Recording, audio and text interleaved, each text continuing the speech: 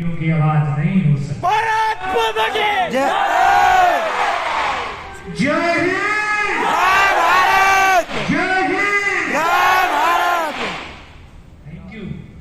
लग रहा है कि जो है शेर और शेरनियों की आवाज बॉर्डर तक पहुंच रही है।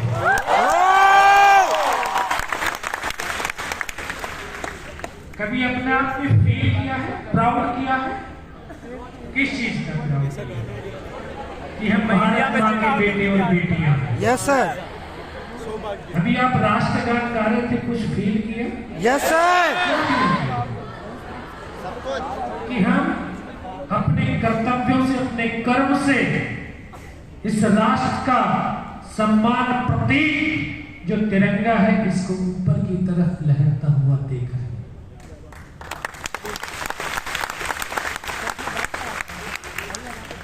आप एक सपना देख करके यहाँ तक आए हैं यस सर। कि डॉक्टर बनना है।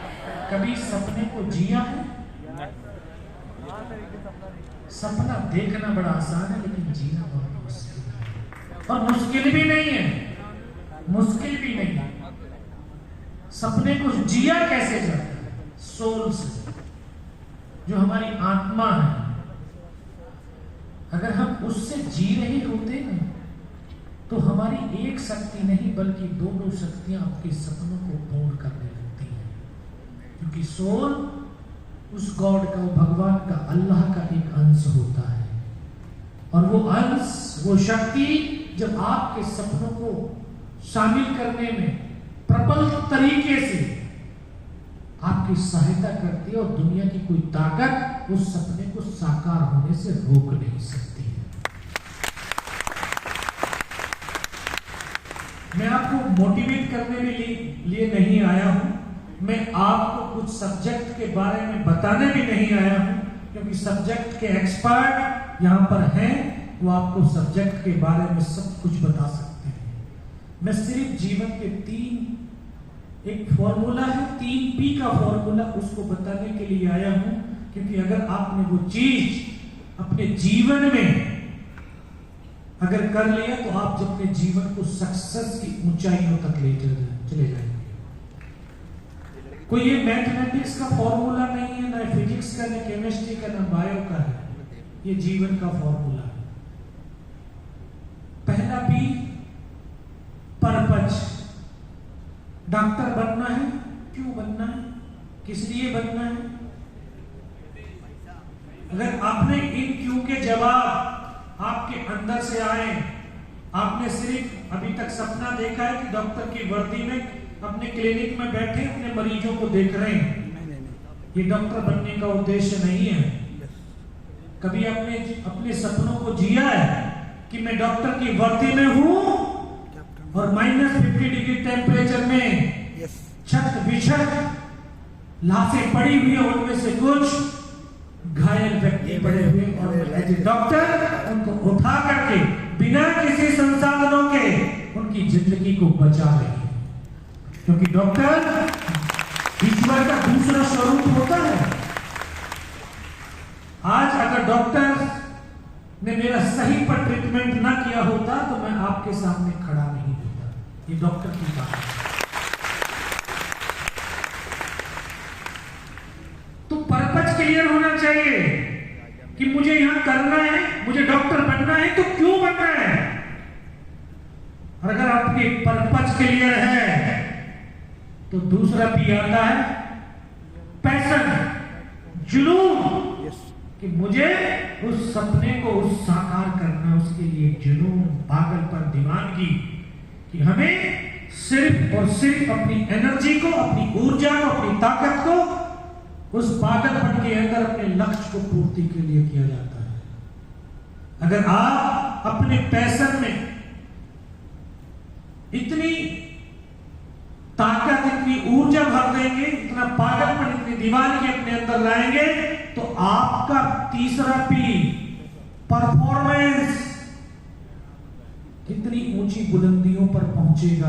जब परफॉर्मेंस ऊंची बुलंदियों पर पहुंचता है, तो सक्सेस आपके कदम चूमती है।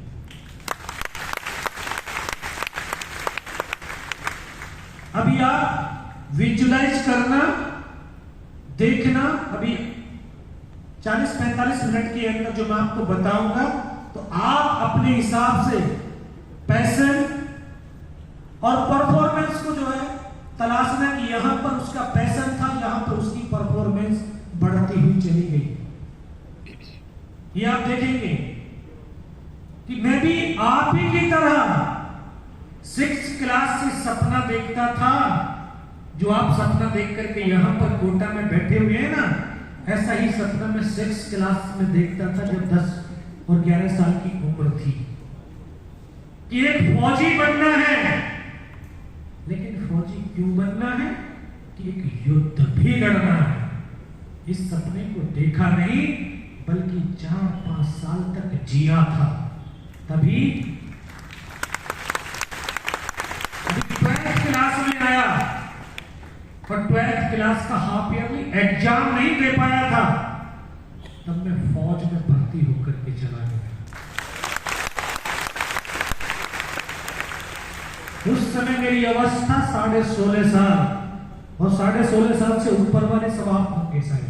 ये इसके रेजिमेंट का जो वर्दी का लगता है 16.5 साल की अवस्था थी, क्योंकि किताबों में पढ़ करके बड़ा हुआ था कि एक हिंदुस्तान का अकेला सैनिक अकेला दुश्मन के 8-8 पैटर्न टैंकों को ध्वस्त करता है और 9वें पे निशाना लगाते लगाते मफाती की गोद में सो जाता है।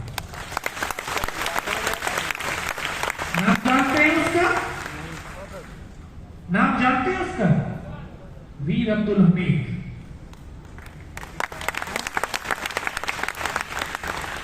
ऐसे सैनिक का इतिहास पढ़ करके बड़ा हुआ था कि -50 डिग्री टेम्परेचर, जहां ये खून नहीं बल्कि हड्डियां भी जम जाती हैं। 21,153 फीट ऊंची पहाड़ी, जो जनरल कयादी के नाम से जानी जाती थी, हमारे हिंदुस्तान के सैनिकों ने उस 21,153 फुट ऊंची पहाड़ी के ऊपर चढ़ करके, बर्फ की चट्टानों के ऊपर, बर्फ की दीवारों से चढ़ करके और वहां पर बैठे हुए दुश्मनों का खात्मा करके आज उस पहाड़ी को अपने नाम से कर लिया। जानते हो सैनिक का नाम क्या है? बाना टॉप के नाम से जानते हैं। बाना सिंह ने वो काम किया। 16 साल 5 महीने की अवस्था में जब ट्रेन गया फौज में भर्ती होकर के, तो ट्रेनिंग जो हमारी, क्योंकि हर एक संस्था के लिए उसकी जो सबॉर्डिनेट होते हैं उसको लिए वो तैयार करती है। तो जिस तरह से आप यहां पर ट्रेनिंग के लिए आए, किस चीज की ट्रेनिंग कर रहे हैं आप? नीट की एग्जाम को क्वालिफाई करने के लिए आपको यहाँ पे ट्रेन किया जा रहा है। आपके परिवार, आपके गांव वाले तो बोलते हैं हमारा तो बच्चा बच्ची जो है डॉक्टर बनने के लिए गए। यहाँ कोई डॉक्टर बन रहा है क्या? डॉक्टर नहीं बन रहा, लेकिन डॉक्टर बनने की दहलीज तक पहुंचाने का तैयारी हो रही है कि आप वहां तक पहुंच जाए। तो 9 महीने की जो ट्रेनिंग थी वो आपकी तप्त भट्टी थी। तप जिस तरह से आज आपके यहां पर शिक्षक आपको अपने ज्ञान से, अपनी क्षमता से, अपने कौशल से आपको तमाम सब्जेक्ट के बारे में जानकारी दे रहे हैं, आपको अवगत करा रहे हैं, ठीक उसी प्रकार से हमें भी उस आग की भट्टी में 9 महीने के लिए डाल दिया था।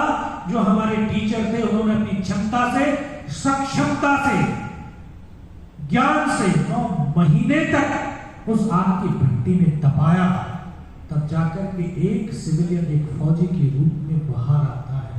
क्योंकि फौजी, एक सैनिक, उसके ऊपर पूरे राष्ट्र का विश्वास होता है। Yes sir. एक सैनिक के ऊपर 140 करोड़ देशवासी विश्वास और भरोसा करते हैं। जब वो वर्दी पहनता है तो कोई मामूली वर्दी नहीं होती, वो लाखों करोड़ों सैनिकों के खून से पावा वर्दी होती है। वो वर्दी तिरंगे की आन बान और शान होती है, और जिसके लिए पल भर में वो सैनिक अपने आप को कुर्बान कर देता है। कितनी पावन पवित्र होती है। उस वर्दी को पहन कर पहली पोस्टिंग कश्मीर में गया। सोचता हूं कि कश्मीर में क्यों गए? क्योंकि उस परमात्मा को उस सपने को साकार करना था। जब आप परमात्मा को उस आपके एम के अंदर वो शामिल हो जाता, आपको उसी रास्ते की उसी जगह पर लेके जाता है।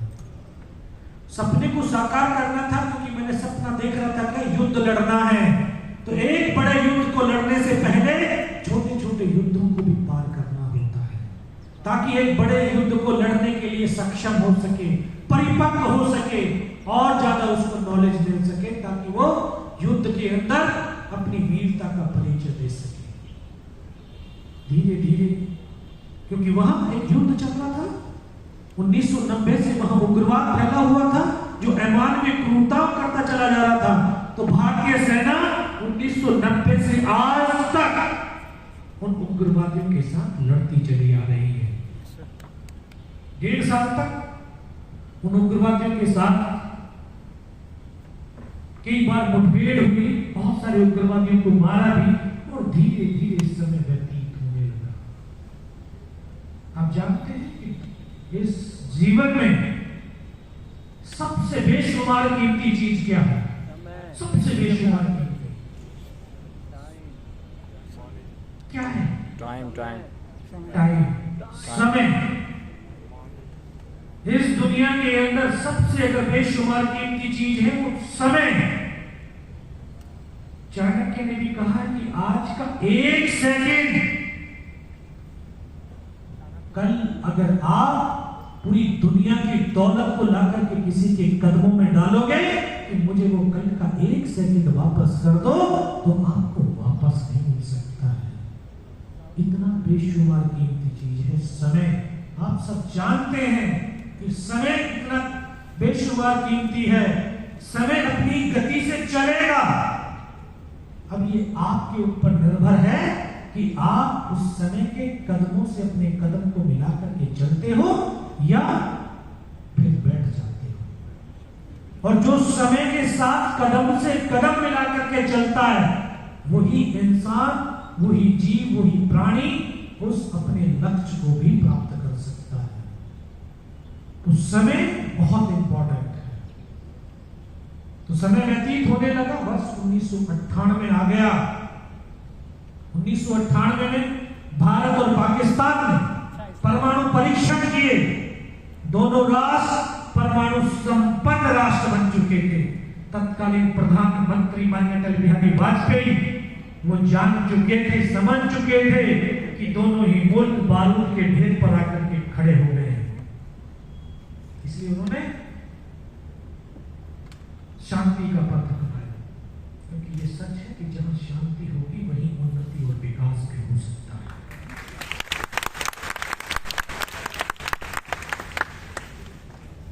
तो उन्होंने लाहौर बस यात्राएं, समझौता एक्सप्रेस ये शुरू की गई और बहुत बड़े स्तर के ऊपर दोनों मुल्कों की आवाम के बीच शांतिपूर्ण मैत्रीपूर्ण वातावरण बनता हुआ चला गया।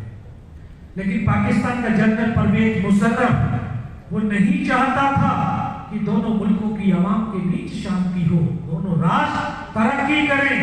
इसलिए उन्होंने ऐसे जगह का चुनाव किया जहां सर्दियों में -60 डिग्री टेम्परेचर पहुंचता है। कारगिल, बटाले, द्रास, उर्दू, यहां पर सर्दियों में -60। आप कल्पना कीजिए कि जहां से आप जिस क्षेत्र से आए हैं और कोटा का जो जहां पर आप रह रहे हैं, यहाँ मिनिमम टेम्परेचर 5 डिग्री तक पहुंचता होगा।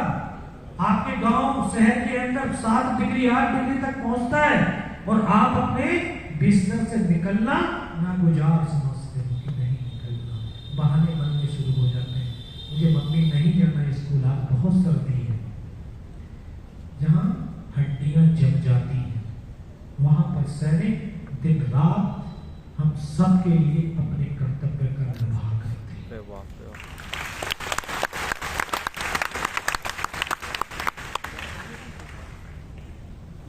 हमारी फौज, क्योंकि वहां समझौता हो रखा कि विंटर के समय दोनों सेनाएं विड्रॉ होंगी, अपने अपने बेस कैंप में आएंगी। हमारा देश अहिंसा का देश है, हमारा देश शांतिपूर्ण तरीके को अपनाने वाला देश है, हमारे देशवासी अपने देश के कानून को मानने वाले हैं। तो हमारी सेना भी तो उसी का एक हिस्सा है। अपने देश के संविधान को, देश के कानून को मान करके हम अपने उस बेस कैंप में थे, लेकिन पाकिस्तान की फौज अपने बेस कैंप में ना जाकर के उन्होंने हमारी तमाम चौकियों के ऊपर कब्जा कर लिया और इतनी भारी तादाद में वहां पर मैन पावर, अम्युनिशन, राशन डिप्लॉय कर दिया, इकट्ठा कर लिया और वो इतनी मजबूती के साथ बैठ गए कि उन्होंने कभी सपने में भी नहीं सोचा था हम यहां से वापस जाएंगे, लेकिन भूल गए ये हिंदुस्तान की मिट्टी है और इस मिट्टी में होते हैं। यानी हिंदुस्तान के सैनिकों ने, शेरों ने कंधे से कंधा और कदम से कदम मिला करके 13,000 से लेकर के 18,000 फीट ऊंची पहाड़ियों पर जहां उनके बंकर बने हुए थे -20 डिग्री टेम्परेचर में, वहां चढ़ करके उनके बंकर को उनका कब्रिस्तान बनाना शुरू कर दिया।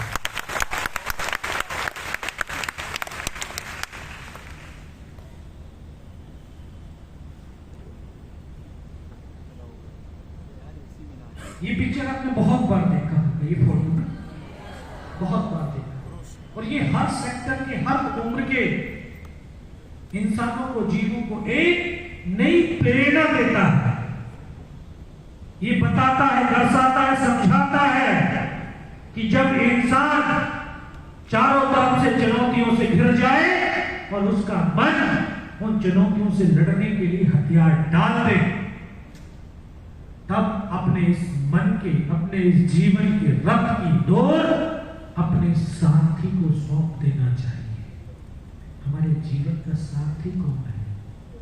हमारे माता पिता, हमारे गुरु, हमारे इस जीवन के सारथी हैं। अगर इन चुनौतियों में अपने इस जीवन रूपी रथ के सारथी, अगर हमने अपने माता पिता को उस रथ की डोर सौंप दी, तो वो तमाम चुनौतियों से पार करते हुए आपको अपने लक्ष्य तक लेकर के जाएंगे। और जिसने अपनी डोर अपने माता पिता को नहीं सौंपी, अपने गुरुओं को नहीं सौंपी, तो आप समझ सकते हैं कि उसके जीवन की क्या दुर्दशा होती है।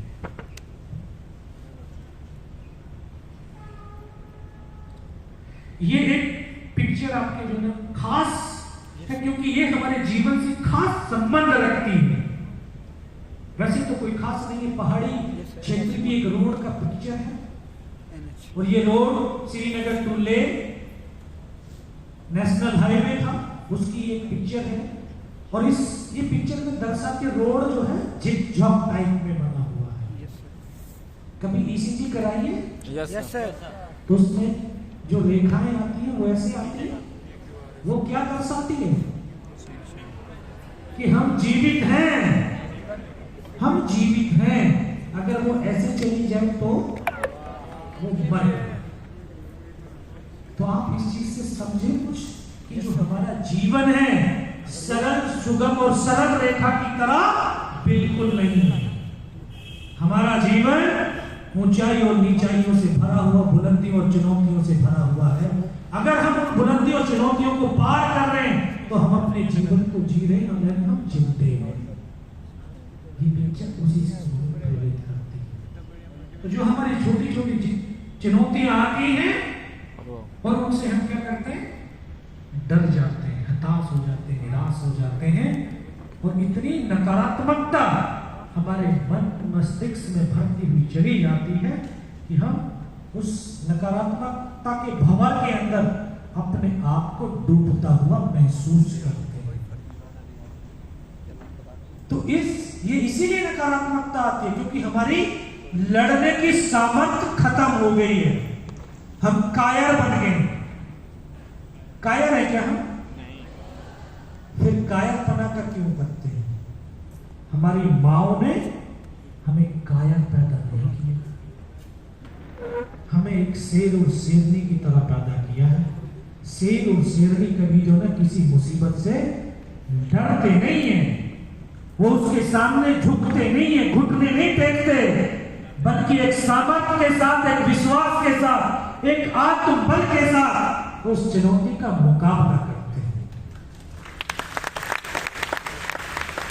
अगर हम मुकाबला करेंगे तभी तो जीतेंगे, तभी जीतेंगे ना।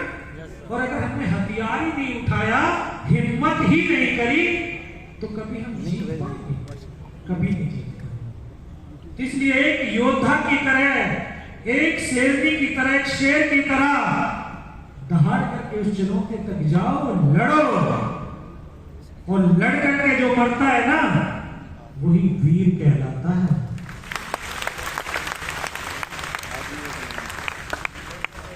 हमारा सबसे बड़ा शत्रु क्या है इस अवस्था में? सबसे बड़ा शत्रु क्या है? डर। मन।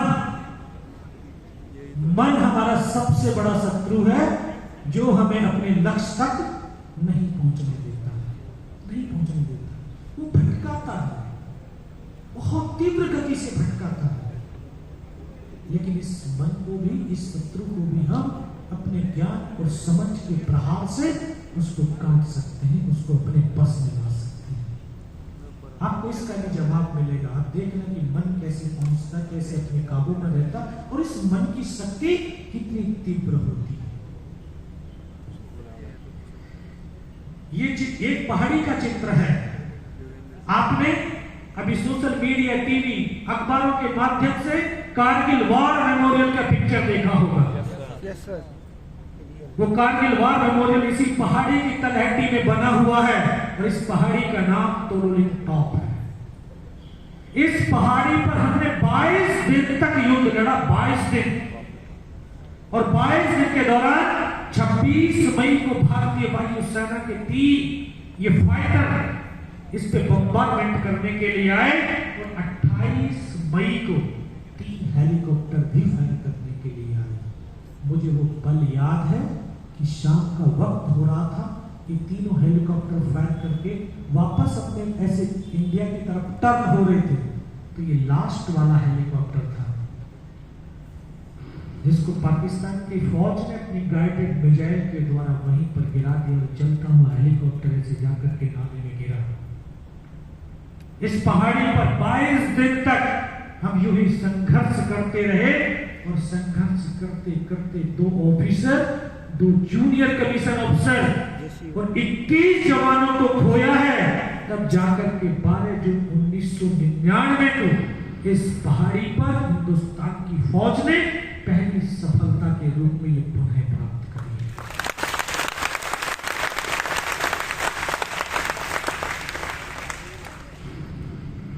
ये पहाड़ी, ये तो आपने देखा होगा।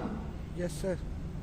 इस पहाड़ी का नाम ये टाइगर हिल, जो आपने फिल्मों के अंदर बहुत देखा होगा, यूट्यूब पे भी देखा है। ये टाइगर हिल है, और इसकी ऊंचाई लगभग 17,000 फीट, जो कि वर्ष भर बर्फ से ढकी रहती है, ऑक्सीजन नहीं है। इस पहाड़ी को पुनः प्राप्त करने के लिए एक टुकड़ी का गठन किया गया, जो सिविल भाषा में उसको कमांडो टीम कहते हैं, फौजी भाषा में उसको घातक प्लाटून कहते हैं। इस टीम के अंदर कुछ नए और उन जवानों को चयनित किया गया जो फिजिकली और मेंटली बहुत स्ट्रॉन्ग है, जो आप मुझे बड़ी विस्मित भरी निगाहों से देख रहे हो कि यार ये तो बहुत कोई शख्सियत है, बड़ी शक्ति के साथ है। मैं कोई शक्ति वक्ति मेरे पास कुछ नहीं है। मैं आप लोगों की तरह एक आम इंसान हूँ, एक माँ के गर्भ से पैदा हुआ एक किसान और जवान का बेटा हूँ। कोई अलग से कोई पहचान नहीं, कोई शक्ति नहीं है, कोई शक्ति नहीं है। बस एक जुनून था कि जो 22 दिन की जो लड़ाई हमने लड़ी, उसमें 15 जवानों की एक टीम थी जिसका काम था फॉरवर्ड में लड़ रहे जवानों को राशन और अम्मीशन पहुंचाना।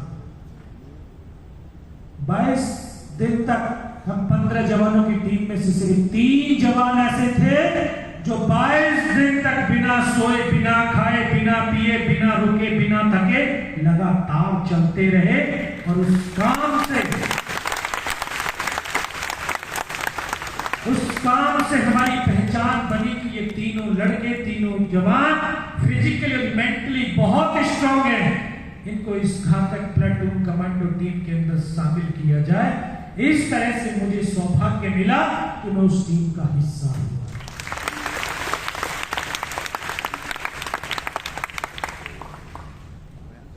जो हम सबके नखरे होते हैं, इस अवस्था में होते ही नखरे हैं। मम्मी ये ठीक नहीं बना, इसमें नमक ठीक नहीं है, इसमें ये ठीक नहीं है। सुबह जब स्कूल जाओगे या कॉलेज जाना है, बोला जब मैं आऊंगी तो ये बना करके रखना, जब मैं ये आता हूँ बना करके रखना। और जब आते हो तो टाई उधर होगी, जूते उधर होंगे, कपड़े उधर होंगे, फेंक देना। और फिर जो मम्मी ने परोसा होगा उसमें नखरे छाटते रहे।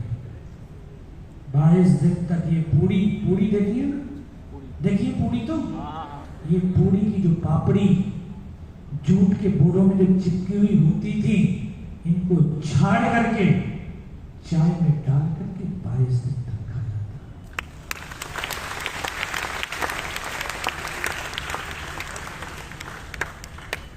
तभी हमारी पहचान बनी, तभी हमें उस कमांडो टीम के अंदर शामिल किया। इस पहाड़ी हाइट ज्यादा है तो दुश्मन के पास एडवांटेज भी ज्यादा ही होगा, क्योंकि वो दूर से दूर देख करके आसानी से हमको बर्बाद कर सकता है। समय के महत्व को समझना और समय के अनुसार चलने के भी बारे में समझ लेना कि अगर हमें सही समय पर सही काम नहीं किया तो उसके परिणाम क्या होते हैं हमें मालूम है। कि दूर से देख सकता है, दूर से बर्बाद कर सकता है। कुछ लोगों की मेंटालिटी हो जाती है ना, अरे फौजी है तो मरने के लिए ही तो है, कहते नहीं सुना आपने? लेकिन उनके लिए मैं बताऊं, फौजी मरने के लिए नहीं होता, फौजी मारने के लिए होता है।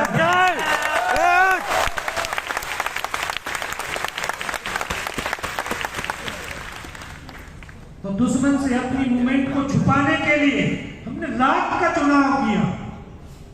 रात में भी तब जब चांद छुप जाता था, बिल्कुल खूब अंधेरा, तो रात भर चलते थे, दिन भर बिना किसी मूवमेंट के पत्थरों में चुपचाप पड़े रहते थे, फिर रात भर चलते थे। इस तरह से इस पहाड़ी पर हमने 2 रात और 1 दिन लगातार चलते रहे। -20 डिग्री टेम्परेचर था और दुश्मन की लगातार गोलाबारी जारी थी, लेकिन हिंदुस्तान के जवान कंधे से कंधा और कदम से कदम मिला करके इस टाइगर हिल टॉप की तरफ बढ़ते रहे। और तीसरी रात का वो मंजर आज भी आंखों के सामने ऐसे दृश्य है, शायद कल की ही तो बात है। सुबह का वक्त होने वाला था, बिल्कुल 90 डिग्री की चट्टान जिस पर चढ़ना असंभव था, कोई रास्ता नजर नहीं आ रहा। जिस तरह से अभी आपको नीट की एग्जाम बड़ी असंभव प्रतीत होगी, आपके पास तो यहाँ पर उस असंभव को संभव बनाने के लिए एक्सपर्ट हैं, पेरेंट्स का सपोर्ट है। हमारे पास कुछ भी नहीं था। लेकिन जब हम इन परिस्थितियों में, जब हमें लगता है ये असंभव है, इसका सामना हम नहीं कर पाएंगे, थोड़ी देर उस परिस्थिति में घूमो, उस परिस्थिति से निकलने के रास्ते मिलेंगे। जब हमें ये पहली बार देखने से लग रहा था कि इसमें नहीं चढ़ पाएंगे, असंभव है चढ़ना, लेकिन थोड़ी देर जब उस रास्ते में, रात में जब देखा तो हमें रस्सियों से चढ़ने का रास्ता मिल गया। हम रस्सियों से चढ़ते हुए चले जा रहे थे कि जब पत्थरों में चलेंगे तो पत्थर तो गिरेंगे। हमारी भी आवाज हुई, पत्थरों की आहट हुई और दुश्मन की आंखें खुली होगी, दुश्मन में फायर हो गया, हमारा रास्ता कटा हो गया। केवल और केवल हम 7 जवान ऊपर चढ़ पाए। ऊपर चढ़े तो सामने फिर दुश्मन के बंकर, 7 जवानों ने पलक झपकते अद्भुत फायरिंग किया और उसमें बैठे हुए तमाम पाकिस्तानियों को मौत के घाट उतार दिया।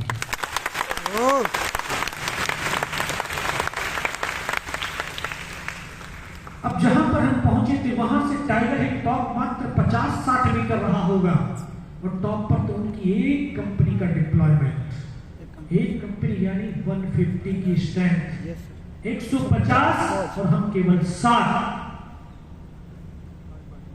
गोलियां बरसने लगी, गोले बरसने लगे, ऐसी कंडीशन, ऐसी परिस्थिति भी आई कि एक कदम आगे रखते हैं तब भी हेड शूट है, और एक कदम पीछे रखते हैं तब भी हेड शूट है। मरना सुनिश्चित हो गया था। लेकिन नमन करता हूं उस देश की माओ को जो अपने बेटे और बेटियों को संस्कार स्वरूप कहती हैं कि सीने का दूध पिलाया है, सीने पर गोली खाने।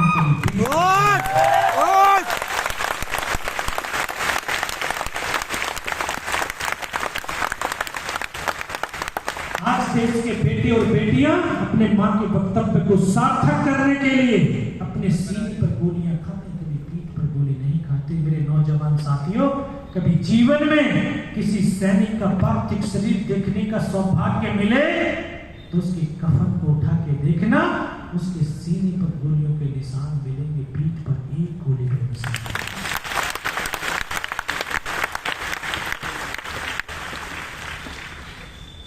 तो ये तो संभव था कि मरना है, लेकिन मन में था कि मरेंगे, लेकिन लड़ करके मरेंगे और मार करके मरेंगे। इस सोच के साथ 5 घंटे तक हम उनसे लड़ते रहे। हम एक कदम आगे नहीं बढ़ पाए तो उनको 150 पाकिस्तानियों को 1 इंच नीचे भी नहीं उतरने दिए। और फिर वो पल भी आया, वो सिचुएशन आई, वो दृश्य भी आए जो आज तक आप फिल्मों के अंदर देखते चले आ रहे हैं कि गर्दनें कटती हैं, धड़ चलते हैं। मैंने उन पलों को देखा है, जिया है। मुझे वो पल याद है जब मेरा एक साथी मुझे फर्स्ट एड करने के लिए, क्योंकि नाक से खून की धार बह रही थी, वो फर्स्ट एड करने के लिए अपनी पॉलिथीन को फाड़ने के लिए उसका हाथ यहां तक जाता है और यहां पे उसको गोली लगती है, इधर से पूरा सर निकल करके बाहर जाता है। एक साथी था मेरा, ट्रेनिंग का साथी, जिस तरह से आप अपनी ट्रेनिंग का कोई ना कोई साथी होगा। रूममेट थे हम। उसके मुख से मैंने सिर्फ आखिरी शब्द क्या यही सुना, उसको सीने में जब गोलियां लगी तो यहाँ से फेफड़ों की फुहारें निकलते हुए मेरी गोद में आकर इस तरह से लेट गया। एक साथी और आगे बढ़ा तो वहीं पर एक पंप गिरता है, उसकी यहाँ से गर्दन कट करके जमीन पर गिर जाती है और जमीन पर गिरे हुए अंग किस तरह से तड़पते हैं, शब्दों में बयान नहीं किया जा सकता। बिना सर के वो धड़ 2 कदम तक चलता है, फिर गिर जाता है। और साथी फिर आगे बढ़ा, फिर वहां पर एक पंप गिरता है, उसके दोनों हाथ दोनों पैर कट करके दूर जाकर के पड़ते हैं। इस तरह से एक एक करके मेरे तमाम साथी शहीद हो गए। मैं भी उनकी तरफ से मर चुका था। 40-50 पाकिस्तानियों का एक झुंड था, उसमें एक कमांडर रहा होगा, उसने बोला इनको रिचेक तो करो, इनमें से कोई जिंदा तो नहीं है। वो दुश्मन हमारे जवानों की बॉडियों के अंदर जब गोलियां दागते थे तो बॉडियां ऐसे उछलती थी ऊपर की तरफ। इन आंखों से देख भी रहा था, सह भी रहा। उसने सामने वाले को मारा, उसकी बॉडी उछली, बगल वाले को मारा। मैं भी इस तरह से पड़ा हुआ था। फर्स्ट में उसने यहाँ पे गोली मारी, फिर पैर में 2 जगह पे गोली मारी, देख धुआं निकल रहा है। उस गोली को मेरा को चुपचाप बड़ा सकता रहा। यकीन हो गया कि इनमें से कोई जिंदा ही नहीं। फिर उन्होंने अमानवीय क्रूरताओं का तांडव शुरू किया। उन्होंने हमारे जवानों की बॉडियों में बूट की ठोकरें, पत्थर, गालियां, उस तांडव बहुत देर तक चलता रहा, सब कुछ सहता रहा। बहुत देर के बाद फिर उनके कमांडर ने बोला कि इनके लिए हथियार उठा लो और नीचे इस पहाड़ी के ऊपर जो हिंदुस्तान का पोस्ट है उसके ऊपर हमला कर डालो। जब ये आवाज मेरे तक कानों तक पड़ी, नीचे हमला होने वाला है, तब ऊपर वाले से सिर्फ एक प्रार्थना करी कि मुझे इतने जिंदा रख दे कि मैं अपने साथियों तक सूचना दे सकूं। मैं बच्चे को निस्वार्थ भाव और सच्ची श्रद्धा के साथ उस परम पिता परमेश्वर अल्लाह वाहिगुरु को याद करके तो देखो, वो शक्ति आपके सामने खड़ी मिलेगी। और इसका प्रत्यक्ष प्रमाण मैं आपको बताऊंगा। क्योंकि हम समर्पण नहीं करना जानते, हम त्याग करना नहीं जानते, हम सब कुछ लेना जानते। तो वो फिर दोबारा से गोलियां मारने लगे। तब तक एक मन और मस्तिष्क के अंदर एक सोच, एक विश्वास पैदा किया कि अगर इसने सर में गोली नहीं मारी, सीने में गोली नहीं मारी, चाहे मेरा हाथ पैर दोनों ही काट करके क्यों ना ले जाओ, मैं उफ तक नहीं करूंगा और मैं जिंदा भी रहूंगा। और उसी विश्वास की बदौलत आज आपके सामने भी खड़ा हूं।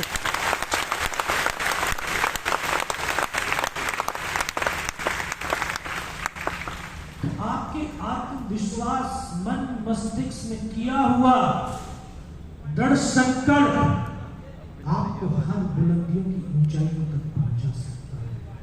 तो आज दोबारा से गोलियां मारने लगे, फिर भी बाजू उसको गोली मारी, सामने वाले को गोली मारी, और फिर मैं मेरे बाजू में पैर में गोली मारी। उसके बाद 2 कदम चला होगा, ले जाकर उसको क्या लगा होगा कि यार ये जिंदा है। वापस बोला, उसने राइफल जब सीने की तरफ करी, मैं देख रहा हूं, तब मुझे लगे अब तो नहीं। इस देश को भारत मां बोलते हैं, ऐसे नहीं बोलते। ये कोई कंकर मिट्टी वाली जमीन नहीं है, ये सजीव है। मां भारती अपने बेटों की वीरता, शौर्य, पराक्रम, बलिदान को कभी दफन होने ही नहीं देती। किसी न किसी एक को जरूर माध्यम चुनती है। शायद इस मां भारती ने मुझे वो माध्यम चुना होगा कि उसके बेटों ने जो वीरता, शौर्य, पराक्रम दिखाते हुए जो बलिदान दिया है, उनकी गाथा को दुनिया तक पहुंचा सकूं। तभी तो उसने जब गोली चलाई तो यहाँ पर पर्स रखा था, क्योंकि पहाड़ी पर चलते चलते पूरी पैंट फट गई थी, और उस पर्स के अंदर भी 5-5 रुपए के सिक्के पड़े हुए थे। शायद इस मां भारती ने वो सिक्कों को इकट्ठा कर दिया होगा, और जब गोली चली तो जाकर के वो सिक्कों पर ही टकराई। उस गोली के धक्के से, उस गोली के धक्के से, उस पावर से, उस प्रेशर से मुझे खुद लगा कि मैं मर गया। पाकिस्तान का दूसरा जवान आया होगा, शायद उसने मेरा हथियार उठा करके जा रहा होगा, उसका पैर मेरे पैर से टकराया तो एकदम से चेतना आई, लगा मैं तो जिंदा हूं। तब एक अंतर्मन से आवाज है कि योगेन अभी तक नहीं मरा तो अब मरेगा भी नहीं। मेरे पास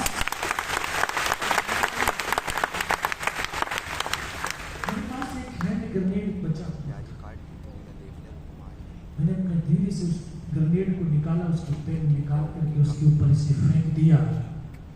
जो कोट पहने हुए थे, कोट के अंदर हुड लगे हुए थे, वो ग्रेनेड उसके हुड के अंदर जा गिरा, और जब तक वो ग्रेनेड को निकाल पाता उसका ग्रेनेड फट गया, और यहाँ से उसका पूरा सर उड़ा और वो हमारे ऊपर ही आ गया।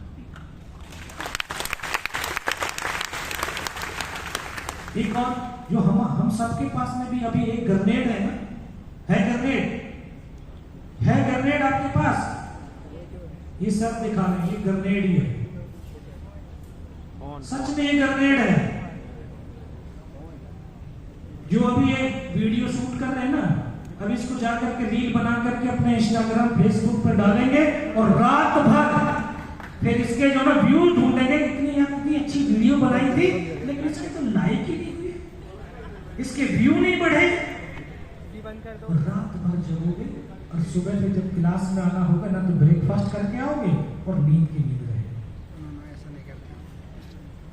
इसमें जैसे ग्रेनेड के अंदर ना एक फ्यूज डलता है, फ्यूज, अगर वो फ्यूज निकाल दिया जाए तो वो ग्रेनेड कभी फट ही नहीं सकता है। अगर आप इसका फ्यूज निकाल करके रखेंगे तो सच मानिए कि आपके जीवन को बहुत ऊपर लेकर के जाएगा। इस ग्रेनेड का नाम पता है क्या? जो हम फौज के पास होता है, हैंड ग्रेनेड नंबर 36। नंबर 36 क्यों गया? क्योंकि फटने के बाद उसके 36 टुकड़े होते हैं, 36 टुकड़े होते हैं। और जो हमारे पास है ये भी नंबर 36 ही है, क्योंकि जब ये फटता है तो हमारे जीवन की लाइफ को 360 डिग्री पर ऐसे घुमा देता है।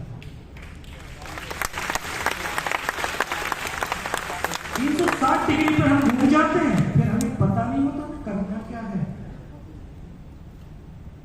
तो इसका उपयोग जितना कम से कम हो सकता है उतना करने का कोशिश कीजिए, लेकिन इसको फाड़ने की कोशिश मत करना, पूरे जीवन को